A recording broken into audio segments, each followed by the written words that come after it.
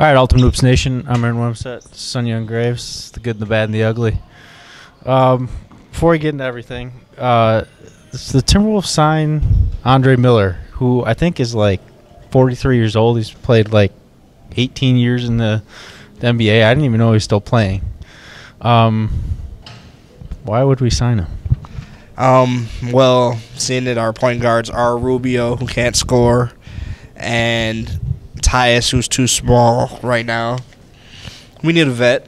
They can get them turned around and get them ready. I mean, Andre's not the fastest anymore, but he's smart, so he'll help them develop their IQ with their passing decision. Or did Flip bring him in to be like partners with KG after they both retire? That could be true, but I mean, I would think with all the young players that Timberwolves have, you need that veteran leadership. That's why the league is going crazy as it is now. There's no vets on any teams anymore. So, the good, tonight the Bulls played the 5-5. The Bulls have kind of struggled this season, kind of up and down, kind of as you'd expect. I think, the last few seasons that they've played, they've had an up and down season. But they beat Fob by 20 points. They had Rod Powell, who didn't show up last week. He didn't do much. But Kelsey, who they added during the middle of the game last week, could be the game changer for that team. Yeah, shout out, welcome back CP3 for the Bulls. But that's definitely a boost. Like, you have J. Mike, who's going to pound and play that aggressive point guard, and you have Kelsey that can sit back and score and who's also looking to pass. And Rod is a detention factor no matter what. Like, so just him on the floor alone, he could have 2 points. You're still going to press him hard like he's got 40. So him just being on the court is a factor for the Bulls. But Steve Kelsey comes through, 25 points, leads them over 5-5. It's a big win. So the Bulls have – who do they have next week? Celtics? No, we have them week 7. I'm not sure who they have next week. Can they play like this the rest of the season? Or are they going to be consistent? No, but I mean, it's always good flashes. I mean, what can we say? The top teams are no longer consistent. I'll say it that way. They don't consistently show up. Don't show up. Don't bring their A game. It's just we're getting older, and the new phase is coming in the league. Also tonight, Bad Boys played the Cudas. 2-1 Bad Boys at the time versus 0-3 Barracudas. The Barracudas needed this. Goes into overtime. Bad Boys should have won it in regulation. Walter Abram gets fouled and won, so he tied the game with the layup he made. Had a free throw to win it, misses it. Barracudas come down, they miss a shot, goes into overtime, and then it was back and forth. And Nick Battaglia had a big shot to end the game. The Barracudas, they needed it, but they got a tough road ahead of them. I think they've already. I don't think they've played the Sparkplugs, but they got beat by the Heights. And who else did they get beat by? I'm not sure, but it's going to be tough to get those last 2 wins to even get considered. And just from your insight on the game first, from watching, doing stats for the Cudas or for Nick, period, and reffing Nick. There's no reason Nick should have probably even been eligible to play when it came to overtime. How you don't draw 6 fouls on Nick is amazing to me. Second, I'm calling Walt out because this is the second game. I have film still from the game last week where he missed free throws to put the game away. And I'm calling you out now. This 2 games back to back. You're falling through in the clutch. You gotta step it up.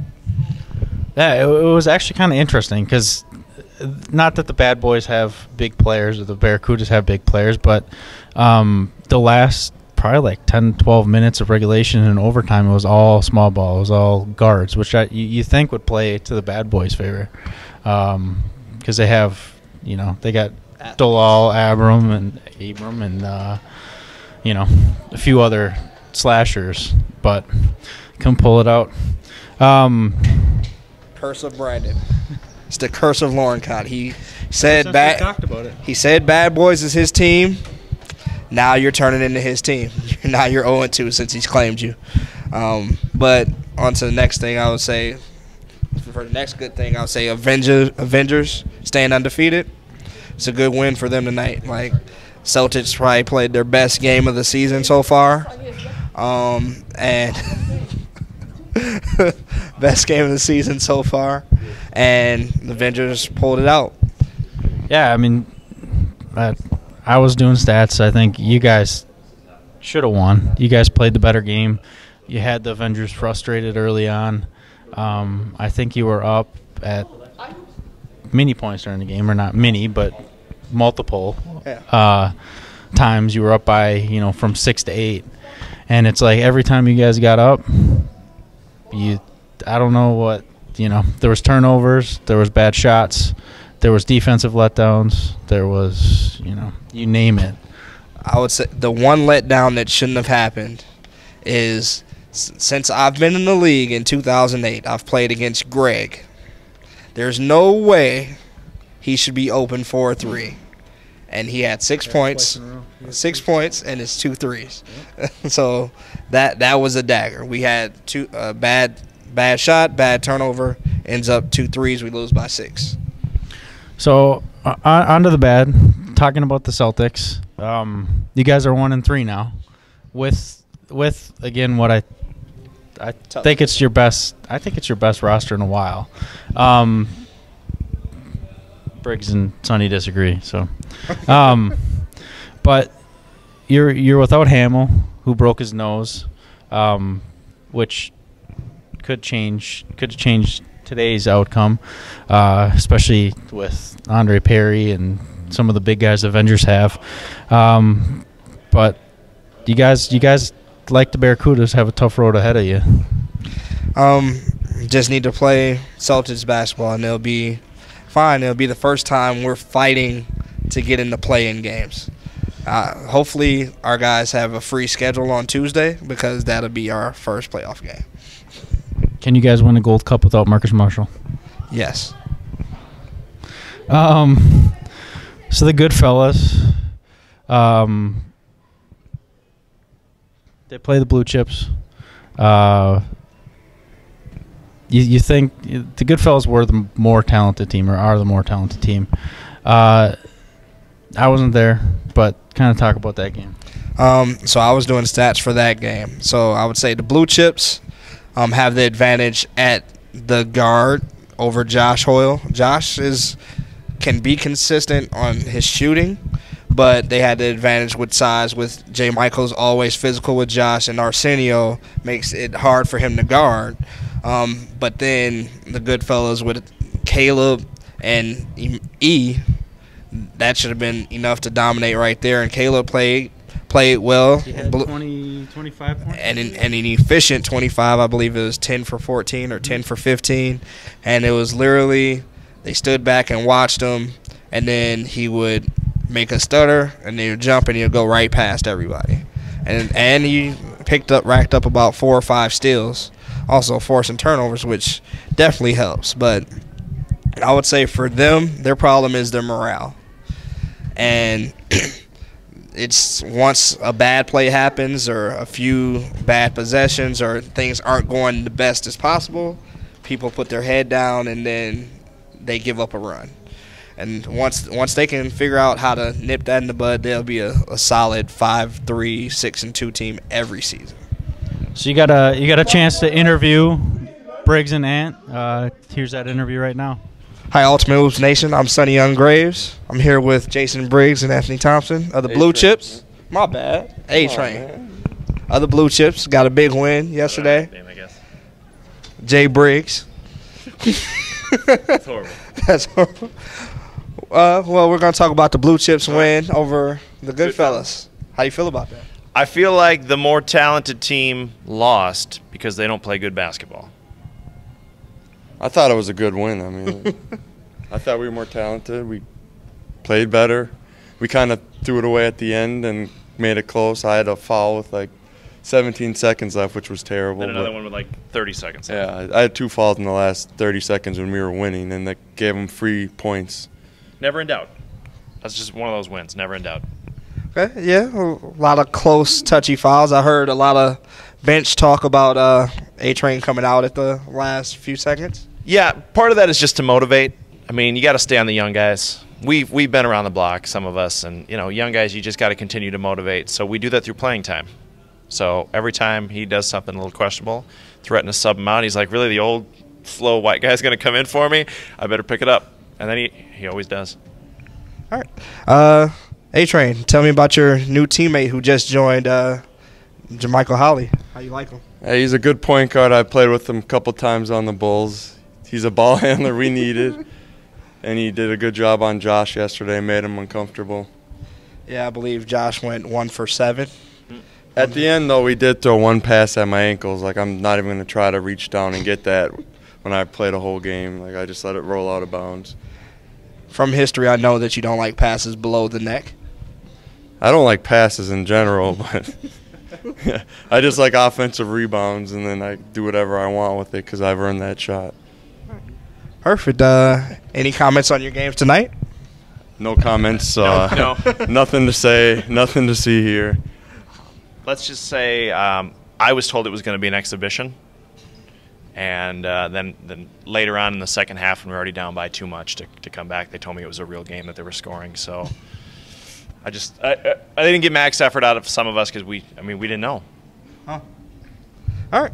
Well, thanks for your time. Next week, Briggs is kind of afraid to say this, but he's guaranteeing a win over the Gorillas. The Gorillas' win streak ends next week, according to Jason Briggs. And my word means a lot. Put it in the books. See, Izzy, I'm not the only one calling you out. Thank you, fellas. All good things. So, Ant said that Briggs said they're going to beat the Gorillas next week. What's your thoughts on that? I always challenge Izzy. Izzy would probably say, yeah, we're going to lose. Well, nope. I think the Blue Chips is the only team he has not predicted himself to lose against. So it'll be interesting. If Bryant shoots like he did last night, the Blue Chips definitely have a chance because Bryant was ice cold from deep, and he just kept letting them go. And it was to a point last night that Izzy was hovering over the stat sheet to see how many threes the the Gorillas had as a team attempted, and it was bad. It was bad.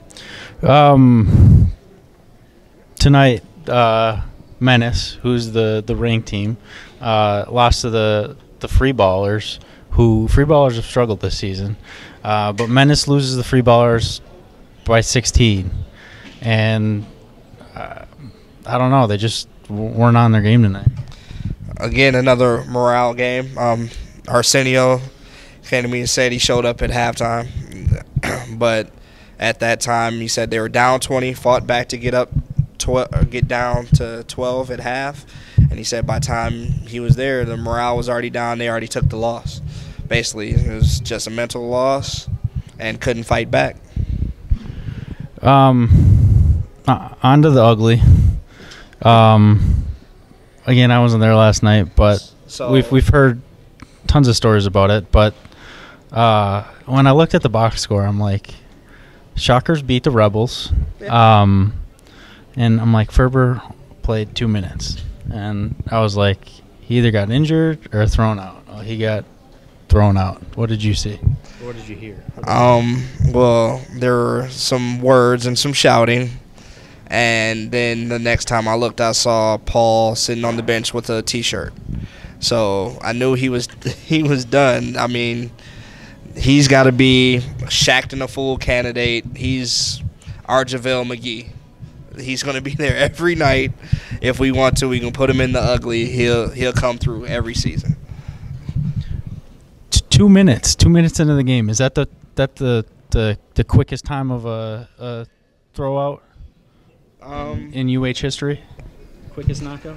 I would say that's probably got to be a record for a starter that normally plays around 35 to 40 minutes to be out of the game in 2. And it was only it was 1 foul. He picked up a tech. And then on the way out, his teammates are trying to calm him down to sit him on the bench, and he picks up a tee on the way to the bench. So, and the positive thing about this is the 2 refs, Ronnie Kennedy and Chris. And you would expect it to be Ronnie. And from my description, it was Chris that teed him up both times. So, which is must have said something about the Packers. It's something. I don't know what he said, but. Maybe it was the toe shoes. No, Chris Bohr. Maybe he didn't like the toe shoes. He didn't like how he was running up the court. I don't know what it was. 2 minutes in, he let him have it, and Chris said that's enough. And it wasn't the 9:30 game. It wasn't no excuses for the refs to be angry. It was well deserved, I would say, probably. Any final thoughts? So UH, I brought up last week the draft tourney. I'm gonna come around next week, Wednesday and Thursday, talking to players just to see what their opinions are. I will probably videotape a few, put them on next week's episode. Let us know. I'll have more feedback for you next week. I got a chance to catch up with Joe Dalal, who plays for the Bad Boys, and he's been having a good season. Here's that interview. All right, I'm here with Joe Dalal of the Bad Boys. So you guys are a new franchise. Talk about naming your team the Bad Boys, because there's a little bit of a backstory.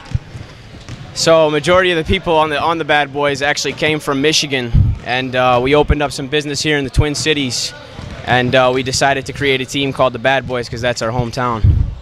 So talk about how, I know you played last season, but talk about your experience as a new franchise and kind of this season so far.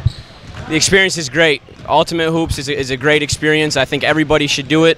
We're just a little bit new, so we need to build some chemistry in order to become the best team here. What's your personal basketball experience? Because you've been lighting it up so far. I played high school basketball, varsity, all 4 years.